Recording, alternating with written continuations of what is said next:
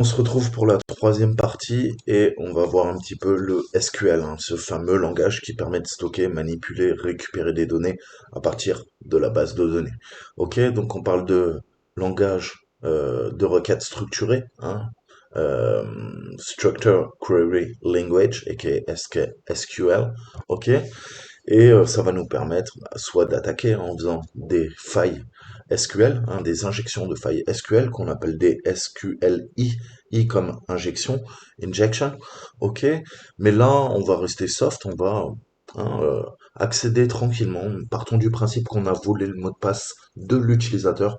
On va voir tout simplement comment démarrer les services MySQL, ok, sur Linux et comment se connecter à une base de données et aller très simplement requêter en base de données pour exfiltrer les informations qui nous intéressent. On va aller taper dans une base de données qui s'appelle SQL et comme vous le savez ou peut-être pas, on parle de base de données relationnelle. En fait, pourquoi relationnelle? Je vous mettrai des liens aussi également dans la description si vous voulez creuser. Ok?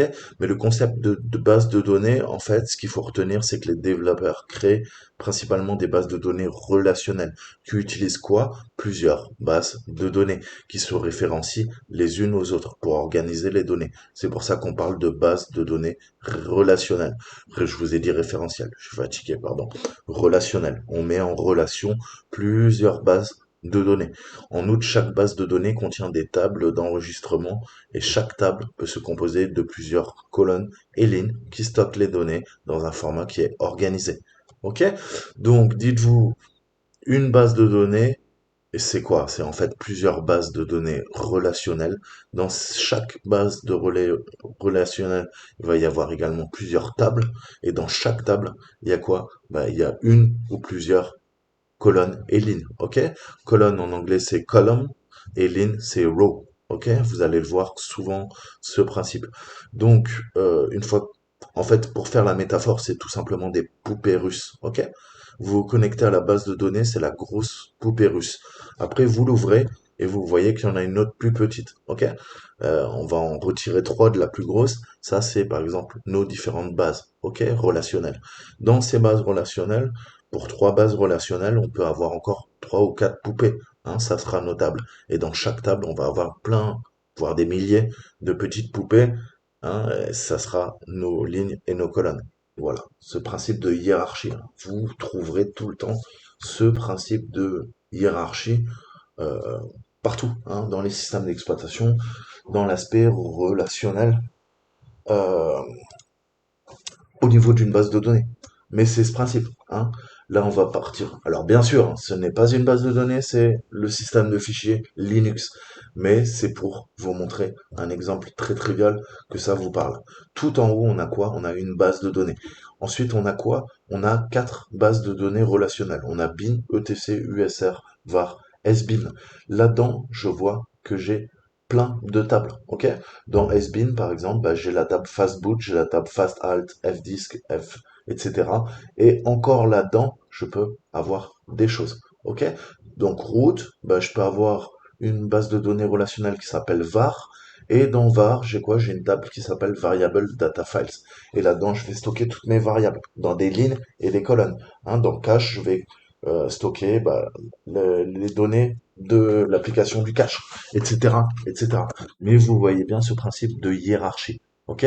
Plus on remonte vers le haut, plus c'est unique, et plus on descend en bas, plus on a nos fameuses poupées russes qui sont imbriquées les unes dans les autres. Ok? C'est ce principe. Un système de fichiers, ça fonctionne pareil. C'est comme une forêt. On parle de racines parce que c'est comme la racine d'une plante. Ok? Vous avez quelques racines qui s'enfoncent dans la terre et plus vous descendez profondément, plus également comme les branches d'un arbre, elles vont se diviser, se subdiviser. On part simple et puis ça devient de plus en plus dense. Ok? Et ben voyez-le comme ça. Il faut toujours faire des analogies, des métaphores pour bien comprendre. Ok? Le tronc, il est unique. Et après, bah, ça commence à se diviser. Et vous voyez bien qu'après, il y a plein, plein, plein, plein, plein, plein, plein, plein. Ok? C'est extrêmement complexe, extrêmement dense. Et tout fonctionne comme ça. Tout fonctionne. La nature, nos synapses, le réseau de synapses que vous avez dans le cerveau est exactement sur cette architecture. Si vous étudiez un réseau de neurones, c'est exactement ça. Ok? Vous avez vos synapses et après, avec la myéline, hein, il y a des connexions qui se font et plus le réseau est riche en myéline, hein, c'est l'équivalent de notre fibre optique. La myéline permet en fait, d'accélérer le traitement de l'information au sein de notre cerveau. Ok? C'est comme de la fibre optique, on en a partout, hein, dans notre moelle épinière, dans nos synapses, et après nos terminaisons, hein, nos membres, nos bras, nos jambes, il n'y en a pas. Donc l'information est ralentie. Mais en gros, la myéline, c'est l'équivalent de la fibre optique. Ça permet de multiplier par 100 ou par 1000 le, comment dire, le traitement de l'information et la circulation de l'information. Ok? On touche des connexions synaptiques, on voit que on a des sortes de nœuds, hein, ni plus ni moins.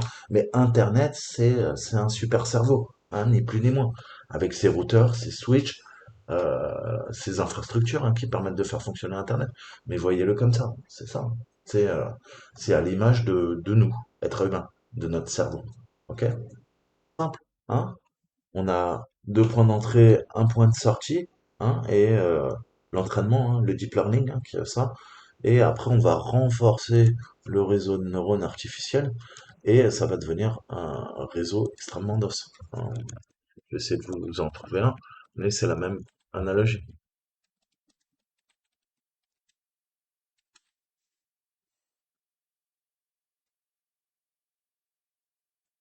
On se base, hein, d'ailleurs sur nos connexions synaptiques. Donc là, plus vous avez de points, plus votre réseau de neurones artificiels va être puissant.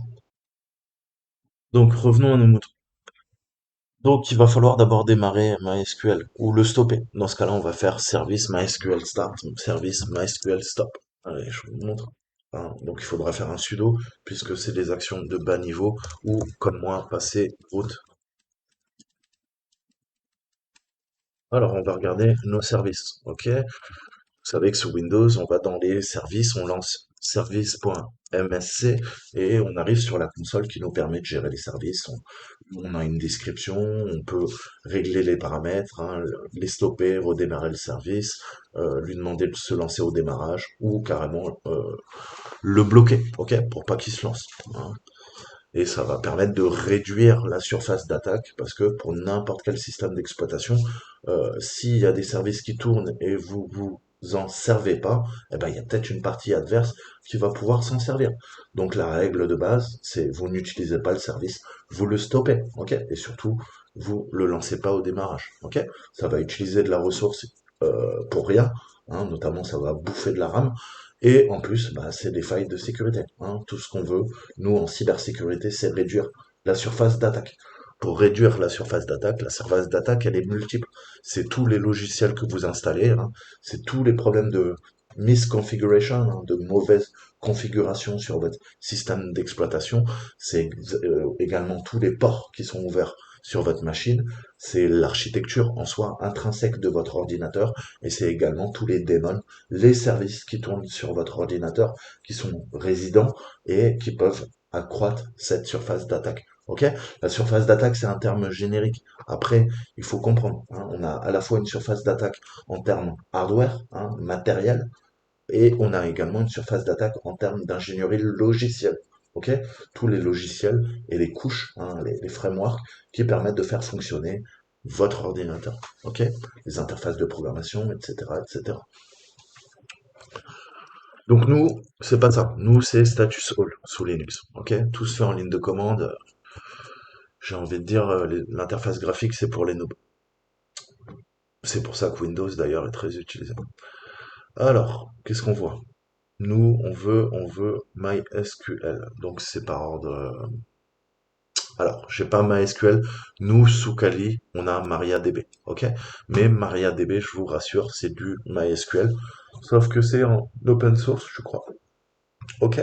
Donc, nous, ça sera MariaDB. Mais, allez, si c'est du MySQL, comment vous allez faire? Vous allez faire MySQL start. Et là, il va me dire qu'il le trouve pas. Si? Ah merde, j'ai pas les yeux en face des trous. Ou lui, il l'appelle MySQL, mais en fait, c'est MariaDB. Alors, Si vous savez pas, vous faites un status. OK? Et là, voilà, c'est bien MariaDB, mais le service s'appelle MySQL. OK? On a du MariaDB en 10.5.12 et c'est bien une base de données relationnelle. OK? Qui est lancée. Et là, on a lancé notre base de données sur notre machine. OK? Et on voit les cycles, hein. Ça utilise à peu près, ça a mis 2 secondes, hein. 2 secondes, qu'est-ce que je raconte? Deux tiers de seconde, hein, puisque une seconde, c'est 1000 millisecondes, hein, et 1000 millisecondes, si on peut le diviser en 3, hein, c'est 333, plus 333, ça fait 666, plus 333, on arrive à 999 millisecondes. Ok? Donc là, c'est à peu près presque, presque 2 tiers de seconde. Ok? Un peu plus d'une demi-seconde pour lancer la base de données, et on voit que ça me bouffe en mémoire 100 mégabytes. Ok? En résiduel. Et on a les PID et les processus qui nous permettent de monter la base de données. Ok? Quand on démarre une base de données, on appelle ça monter une base de données. Ok? On la monte, on la démonte. Ok? Et ensuite, eh ben, on vient insérer des données en base de données. Ok? Ça, c'est ce processus d'ordonnancer la data, ok? De façon relationnelle, comme vous l'avez compris, dans une base de données. Mais là, nous, on va travailler sur le serveur. Donc ça, c'était juste pour vous montrer. J'en ai plus besoin. Vous avez compris, je fais un stop. Ok? Et je pense que je peux taper MariaDB, il va comprendre aussi. MariaDB, il comprend aussi. Ok? Puisque si je fais status, vous allez voir que c'est exactement la même chose. Donc en gros, le service s'appelle ou MySQL ou MariaDB sous Kali Linux. Ok? Et là, il nous dit bien qu'il est bien désactivé. Ok? Systemd, rappelez-vous, sous Linux, Systemd s'occupe de tout le fonctionnement des processus critiques pour le système d'exploitation, pour le noyau Linux. C'est Systemd qui s'occupe après que init, donc qui permet de charger tous les pilotes, les périphériques et lancer votre Kali Linux, systemd prend le relais et c'est lui qui va s'occuper des tâches planifiées, charger les périphériques de vos charger les pilotes pardon de vos périphériques et s'assurer du bon fonctionnement du système d'exploitation. Ok? Typiquement, quand je fais reboot, hein, pour redémarrer ma machine, ou je lui dis shutdown, hein, pour l'arrêter, shutdown 0 pour l'arrêter tout de suite, hein, shutdown 10 pour l'arrêter dans 10 secondes, hein, shutdown 600 pour l'arrêter dans 600 secondes. Ça, c'est systemd qui s'en occupe. Systemd s'occupe aussi également de l'arrêt, du redémarrage, hein, ou le fait de stopper l'arrêt du système d'exploitation. Ok? Donc je rentre les détails, mais maintenant que vous connaissez un peu plus Linux, je peux me permettre de vous donner un peu plus de détails. Donc ça c'est intéressant. Mais nous, ce qui va nous intéresser, c'est comment on se connecte à un serveur, en fait, hein. Donc à distance, qu'est-ce qu'on peut faire? On va lui dire généralement, hein, il faut être root, hein. Mais parfois, on va utiliser un utilisateur qui n'est pas root. Là, je peux mettre le mot de passe, par exemple Toto, ou et je vais lui mettre l'adresse IP, ok, de la machine. Je me connecte à distance, ok. Si jamais je suis directement sur la machine, je n'ai pas besoin de faire ça. Ok? Je vais juste dire MySQL root Toto, puisque je me suis connecté déjà au préalable sur le serveur et je veux juste lancer le service MySQL pour me connecter localement sur le local host de la machine, puisque je suis déjà connecté au serveur. Là, on va venir l'attaquer de mon Kali Linux. Donc, bien sûr, il faut lui préciser une adresse IP. Et ensuite, pour le mot de passe, vous pouvez mettre petit p. Par contre, vous l'avez compris, si vous le précisez pas avant, il vous le demandera à l'authentification, à la connexion sur la machine. Ok? Donc ça, c'est comment se connecter, comment lancer le service. Ok? Et ensuite, vous allez voir, je vais vous montrer. Mais pour ouvrir les fichiers MySQL localement, en fait, il suffit de passer au répertoire du fichier MySQL et de taper MySQL comme ci-dessous, comme je vous l'ai montré en fait, hein. Et ça va vous rediriger vers un invité de commande spécialisé pour MySQL. Ok? Et dans certains cas, vous devrez peut-être exécuter MySQL-p plus le mot de passe si le système MySQL a été configuré pour nécessiter une authentification au préalable. C'est-à-dire que parfois, il n'aime pas que vous lui mettez juste petit p, parce que vous croyez qu'il va vous proposer le mot de passe. Mais c'est possible que la base de données ne soit pas configurée pour vous proposer d'insérer un mot de passe, ok? Un prompt. Donc, il faudra le faire avant, ok? Directement en ligne de commande.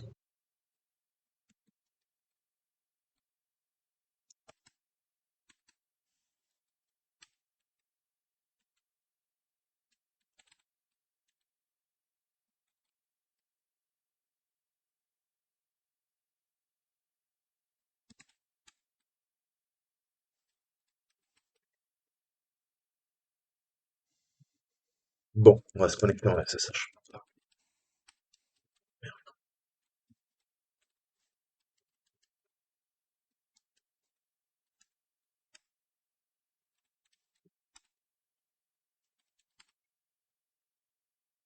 Ok. Donc, qu'est-ce qu'il faut qu'on fasse? Il faut qu'on trouve notre base de données, hein. Je veux connaître où se trouvent les bases de données. Donc, on va faire une recherche. On va lui demander éventuellement, est-ce que tu peux nous sortir tous les fichiers, hein, qui terminent en SQL, ok? Puisque en MySQL, la base de données est identifiée par l'extension .SQL, ok? Donc, on va essayer de faire ça et voir ensuite comment ben, ça fonctionne. Je vais vous remontrer toutes les commandes. Je vous avais déjà fait quelques petites vidéos, il me semble, mais on va revoir ça ensemble, c'est pas très grave. Donc, maintenant que vous êtes à l'aise avec Find, on va faire quoi? On va chercher dans le home. Ok, on va lui dire type F, hein, parce que c'est un fichier, malgré que ça soit une base de données, c'est bien un fichier, et je vais lui dire, écoute, tout ce qui commence par quelque chose, hein, et qui termine par SQL. Ok, et redirection 0. Donc on voit qu'on en a un paquet. Ok, tout est dans le serveur Alix. Euh, test employé, employé, partition SQL, partition. Donc on va prendre la première, on va essayer de se la monter. Donc on est connecté. Comme je disais, il va falloir chercher euh, les bases de données SQL. Ok, je cherche tout ce qui est extension .SQL, tout ça, ce sont des bases de données. Ok, donc les autres, on voit clairement, il y a eu du test, Sakila, MVData et tout ça. On va charger la première, ok? Donc là, j'ai pas besoin de taper, comment dire, le- l'adresse IP, hein, puisque je l'attaque pas de l'extérieur, j'attaque le localhost. La preuve en est, je vais vous montrer. Je fais mysql.p, je vais taper un mauvais mot de passe, ok? Et vous voyez bien qu'il dit l'accès n'est pas autorisé pour Sarah sur le localhost, ok? C'est pour ça que je mets pas le H avec l'adresse IP. C'est pas nécessaire, d'accord? Et j'ai pas besoin de préciser l'utilisateur parce que je suis déjà connecté en tant que Sarah, ok? Donc en local, un mysql.p suffit amplement. Là, je vais rentrer le bon mot de passe, password, et là, on est connecté à la base de données. Donc, vous voyez que vous avez le prompt, hein, avec euh, eh ben, le fait qui vous dit que vous êtes bien rentré dans la base de données. Ok, il dit, tiens, tu as une connexion, ton ID c'est 13, et voilà, tu es connecté à Ubuntu, à une base de données MySQL sur Ubuntu. Ok, donc là, qu'est-ce que je peux faire? On va revoir les commandes de base, ok, pour que ça soit plus clair. Donc là, on s'est connecté, hein, c'est ce principe-là. On a bien la connexion. Ensuite, on va taper source, ok, pour en fait lui demander, hein, d'avoir la base de données, ok. Mais avant ça, je peux faire un show database. Alors, show databases, ok, et tout le temps point virgule, parce que c'est fin de l'instruction. Si vous le faites pas, il vous dit, la base de données attend quelque chose, c'est la fin de l'instruction, ok. Donc faites-le tout de suite.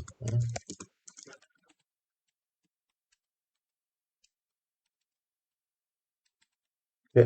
Ou ça marche aussi. En fait, certaines bases de données attendent que vous lui mettiez les commandes majuscule et d'autres en minuscule. Elles le prennent. Tout va dépendre comment est configurée la base de données et des bases de données SQL, il y en a un paquet. Ok, il y en a plus d'une dizaine. Donc là, on voit les différents trucs. On a 6, mais on voit pas notre employé, hein. Vous vous rappelez que tout à l'heure, quand on a listé, on a vu que, eh ben, il y a une base de données qui s'appelle employé. Donc il faut qu'on lui dise quoi? On va lui dire bah, source, hein. Voilà la source. Et moi, je te dis que dans home,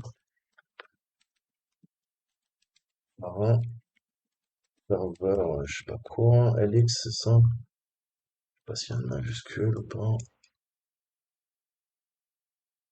Ah, serveur LX, employees.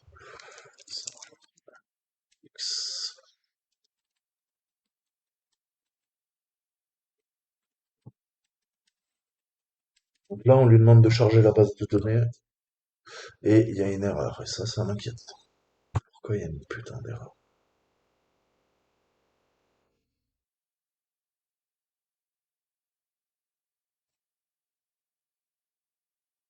One row affected.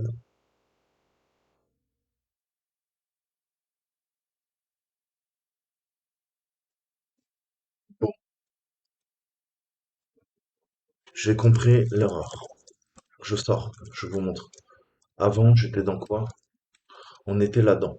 Alors, c'est justement, c'est bien toutes ces petites erreurs parce que si ça vous arrive, bah là, je peux vous expliquer comment j'ai fait. On a vu qu'on avait des messages d'erreur. Vous avez vu que, bon, là, il nous le charge, pas de problème. Mais initialement, on avait quoi? On avait notre serveur qui nous créait des problèmes. Ok? Il nous disait show database et j'arrivais pas à choper. Hein? Là, laissez-moi vous montrer ce que j'ai fait en fait. Je suis allé dans quoi? Dans le serveur Alex, puisqu'on sait que c'est là-dedans hein, qu'on a notre base de données. Et j'ai fait quoi? J'ai fait MySQL. P, j'ai rentré password, le mot de passe, ok. Et là, je lui ai demandé quoi? Source. Les sources, vous vous rappelez avant, on lui a dit home, Sarah, le chemin absolu. En fait, il n'a pas l'air d'aimer. Là, comme je suis déjà dans le répertoire et que j'ai fait quoi? Le MySQL P, je l'ai fait à partir de serveur LX. Dans le serveur LX, il y a quoi? Il y a la base de données. Donc maintenant, je vais l'appeler directement, sans lui donner le chemin, puisque je suis dans le répertoire courant. Voilà. Et là, il arrive à charger la base. Donc là, on est en train de monter la base de données. Comme je vous disais, plus la base de données est grande, plus ça prend du temps. Là, ça va prendre 30 secondes, c'est un exemple. Euh, En entreprise, vous pouvez passer 20 minutes, 30 minutes, 1 heure à monter une base de données. Ok, ça prend beaucoup, beaucoup, beaucoup de temps. Et ça peut prendre des fois une nuit. Tout dépend des données présentes en base. Voilà. Là, en 30 secondes, il nous a tout chargé. Parfait. Je peux vous montrer l'exemple. Alors, qu'est-ce qu'on peut faire quand on a enfin la main sur la base de données et qu'elle a été montée sans erreur? Ok? Donc, je vais vous montrer les exemples de base. Le premier truc, c'est de lister toutes les bases de données. Ok? Donc, on va faire un show. Donc, montre-moi toutes les bases. Ok? De données. Databases. Ok? Et là, ça devient intéressant. On a employé qui a bien été monté. Ok? Vous vous rappelez avant, je vous ai dit, putain, non, on a 6, on a performance schema. Ça, vous le retrouvez tout le temps dans n'importe quelle base. MySQL, hein, c'est l'architecture classique. Ok? Employé n'était pas chargé. On l'a chargé grâce à la commande source. Ok? Maintenant, la base de données, elle est montée. On va pouvoir y accéder. D'accord? Donc là, qu'est-ce que je lui dis? Je lui dis, bah écoute, maintenant, moi, j'aimerais bien utiliser use employees, ok, puisque c'est le nom de la base de données. Là, il me répond, il me dit, ah ok, bah tu sais quoi, tiens, je t'ai changé la base de données, elle a changé, maintenant t'es dans employé, ok. Qu'est-ce que je peux faire à partir de là? Je peux lui demander, par exemple, de montrer les tables, ok. Donc, dans employé, les tables, dans employé, j'ai quoi? Département, current département, tout ça. Ok? Nous, à mon avis, les trucs croustillants, hein, quand on est un hacker, on préfère aller dans salarié ou employé. Ok? Et je peux lui faire aussi un describe. Describe va me décrire une table et je vais lui demander la table employée. Ok? Donc vous voyez que ça ne pose aucun problème. J'ai une table employée dans une base de données qui s'appelle employé. Les deux portent le même nom, mais il y en a une, c'est une base, l'autre, c'est une table. Ok? Et on a plusieurs tables comme des poupées russes dans la base employée. J'espère que maintenant, ce que je vous disais tout à l'heure, ça commence à rentrer. Ok? Donc, describe et le fameux point virgule. Ah, ça devient intéressant parce que là, en gros, on va venir stocker des données avec des shorts, des longues, des integers, hein, des entiers, des dates, des énumérations. Hein. En gros, on va utiliser l'espace le plus petit possible en base de données pour stocker des noms, des dates, hein, des heures, etc., etc. Hein, là, on voit qu'on a des trucs intéressants. On a first name et last name. Je vais reprendre. Pourquoi je vous parle de ça? Parce qu'ils nous disent, écoute, tu devrais regarder, allez, je t'aide, tu devrais regarder dans un employé et son nom. Alors, je sais plus où il nous le met.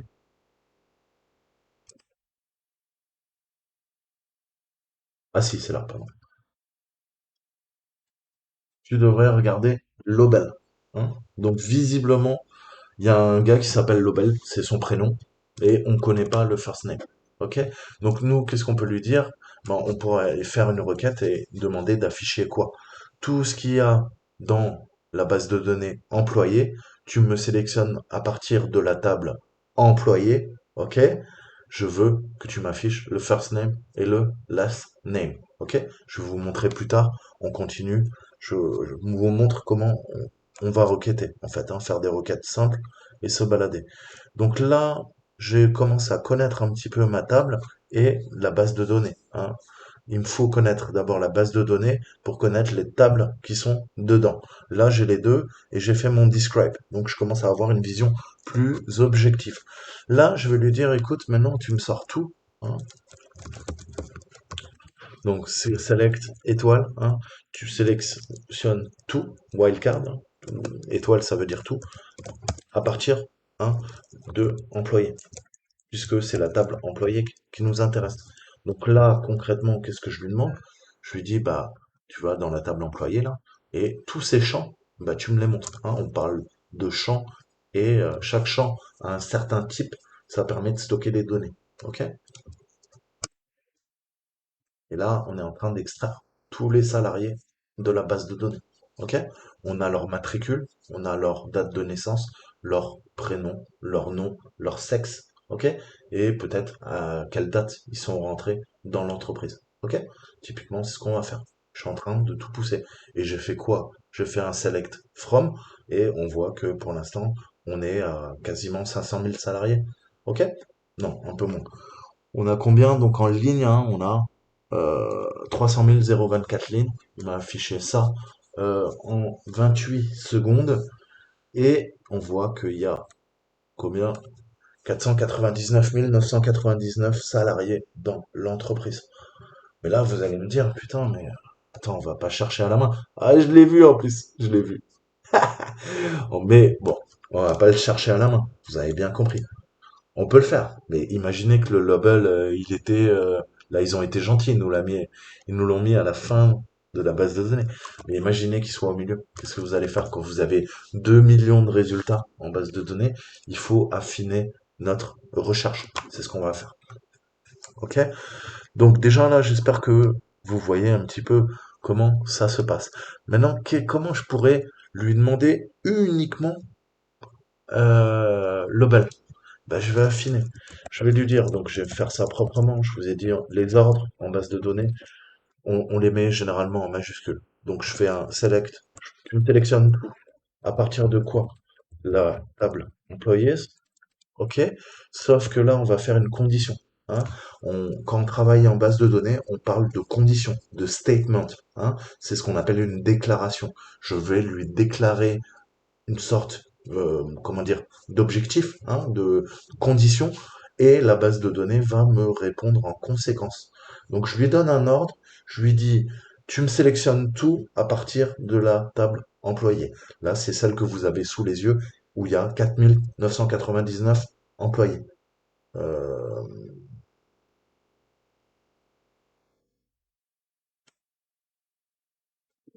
400 999 employés, je vais y arriver. Ok, maintenant j'affine. Qu'est-ce que je peux lui dire? Bah, ma condition. Where. Où, ça veut dire. Ok? Ou quoi? Ou, on l'a vu, first name, ok? Est égal à quoi? C'est un string. Hein, c'est une chaîne de caractères, donc je le mets en coûte. Hein, où il y a l'obel. Ok? Et là, ça va pas passer, il faut pas que je fasse de faute. Ok? Ah, déjà, on a un finet. On voit que des lobels, il y en a un paquet. Hein, euh, mais il y en a déjà moins. Hein. Donc là, je lui ai demandé quoi? Je lui ai dit, en gros, tu me prends tout, hein, mais c'est quoi? Tu vas te focaliser sur une des variables, hein, c'est le first name, hein, une des clés. On parle pas de variables, en fait, on parle de clés en base de données. Et chaque clé, la clé first name, donc prénom, a plusieurs valeurs. Ok? D'accord? Et comme je vous disais, une base de données, c'est quoi? C'est ni plus ni moins que des rows, des lignes et des colonnes. Ok? Donc là, c'est cool, mais comment je peux arriver à l'exemple parfait? Eh ben, qu'est-ce que je connais? Ben, je sais que une personne, hein, c'est quoi? C'est un first name, un prénom et un nom, un last name. Est-ce que je peux pas encore affiner ma requête? Si, je peux. Ok? Et si j'en déduis, vous savez que dans Try Hack Me, il y a quoi? Il y a tout le temps soit THM, soit flag. Qu'est-ce que je peux lui dire? Ben, je peux lui dire ça et on va utiliser les expressions régulières. Je vais lui dire last name, ok, est égal à quoi? Tag? Est-ce que ça va marcher si je lui mets ça? Non. Là, il dit, tu vois, ta syntaxe, elle est dégueulasse. Donc, comment je peux lui demander ça? Eh ben, il va falloir jouer avec des séparateurs. Les séparateurs, c'est des pourcentages, ok? Pourcentage, ça lui dit, écoute, là, il y a quelque chose, hein, ça commence par quelque chose, grosso modo, hein, et ça se finit par quelque chose. Moi, je veux que tu te focalises sur flag et c'est une chaîne de caractères. Donc, je te la mets en single quote. Par exemple, ça. Ok? D'accord? Donc, vous voyez que tout à l'heure, j'ai fait quoi? Hein? Euh, ça va J'ai oublié le like. Donc, c'est ça, la grosse erreur, hein, techniquement. J'ai fait, en fait, on cherche, je vous ai dit, on cherche quelque chose début, quelque chose au début, ou rien, en fait, hein. Flag, hein, c'est le mot-clé, ok? Et quelque chose après, hein? Et j'ai oublié que last name, moi je lui ai mis un égal, mais non, c'est like, ok? Donc ça, like, c'est pareil, je peux m'en servir pour lui dire, hein, ça ressemble comme, eh ben écoute, quelque chose qui commence par quelque chose, qui a flag avec un F majuscule et qui termine par quelque chose, tu vas me le rechercher. Et tout ça, je le veux à la place de last name, ok? Mais il n'y a pas d'égal, ok? C'est moi qui fais l'erreur. Et vous voyez que là, on n'a plus qu'une entrée, hein. On a la bonne entrée. Donc vous voyez comment vous allez affiner vos requêtes pour petit à petit chercher gros et après pinpoint, hein, comme on dit en anglais, vous allez cibler précisément la personne, hein, les informations que vous voulez accéder en base de données ou extraire en base de données. Ok? Donc ça, j'espère que c'est clair.